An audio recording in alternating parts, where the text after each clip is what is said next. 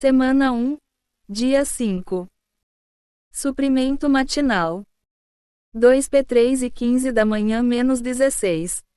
E considerai como salvação a longanimidade de nosso Senhor, como também o nosso amado irmão Paulo, segundo a sabedoria que lhe foi dada, vos escreveu, falando a respeito dessas coisas, como também em todas as suas cartas, nas quais há certas coisas difíceis de entender, que os ignorantes e instáveis distorcem, como também distorcem o restante das Escrituras, para a sua própria destruição.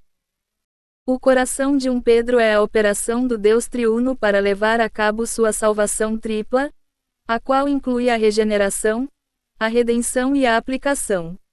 Tornamo-nos filhos de Deus por meio da regeneração, e agora precisamos alimentar-nos de sua palavra a fim de crescer até a plena salvação.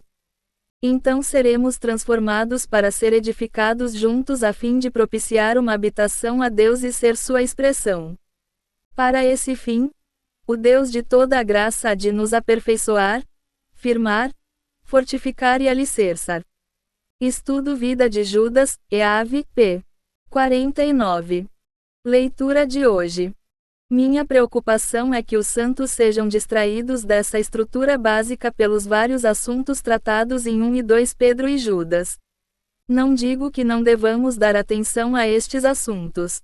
Parêntese que abre ... parêntese que fecha. Essa estrutura básica é o Deus triuno operando para cumprir uma salvação tripla para que sejamos regenerados, para que nos alimentemos de sua palavra e para que cresçamos, sejamos transformados e sejamos edificados a fim de que ele tenha uma habitação e o possamos expressar. Esse pensamento básico pode também ser visto nas epístolas de Paulo.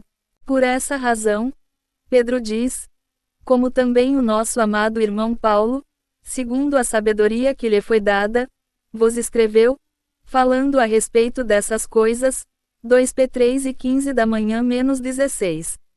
Paulo também revela que podemos alimentar-nos do Senhor e crescer, a fim de sermos edificados em uma casa espiritual para que Deus tenha uma expressão coletiva.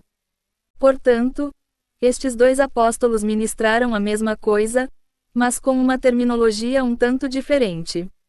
Tanto Pedro como Paulo tiveram o mesmo foco. Espero que nenhum de nós seja desviado do foco central e da estrutura básica do ministério dos apóstolos, revelados no Novo Testamento. Estudo Vida de Judas, EAV, pp. 50-51.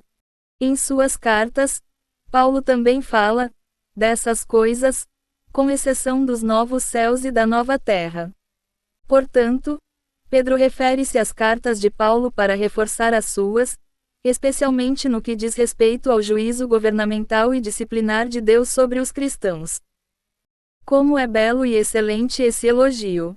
Embora os coríntios tentassem dividir Pedro e Paulo segundo suas próprias preferências divisivas, 1,11 da manhã menos 12, Pedro elogia Paulo, e diz que os dois ensinam as mesmas coisas, essas coisas, e que as cartas de Paulo não devem ser distorcidas, e sim consideradas, o restante das Escrituras, e devem receber o mesmo respeito que o Antigo Testamento.